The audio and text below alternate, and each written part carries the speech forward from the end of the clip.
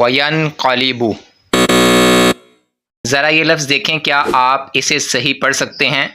یہاں ایک اہم تجوید کا رول چھپا ہوا ہے، ذرا غور کریں۔ یعنی یہاں نون کے بعد کاف آیا ہے اور کاف حروف اخفاء میں سے ہے، اس لیے یہاں اخفاء ہوگا۔ اخفاء کہتے ہیں چھپانا کسی ورڈ کو اس کے مخرج کے اندر ہائیڈ کرنا یا چھپانا یا ہلکا کر لینا، اسے اخفاء کہتے ہیں۔ اخفاء کے حروف 15 ہیں جو آپ کو اسکرین پر نظر آ رہے ہیں۔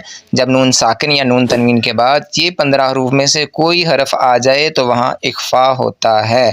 اب آپ میرے ساتھ پڑھیں، وَيَنْقَلِبُ وَيَنْقَلِبُ۔ اب سنیے کہ تجوید کے خلاف کیسے پڑھا جاتا ہے، وَيَنْقَلِبُ، اور تجوید کے ساتھ، تجوید کے رول کے ساتھ کیسے پڑھا جائے گا، وَيَنْقَلِبُ۔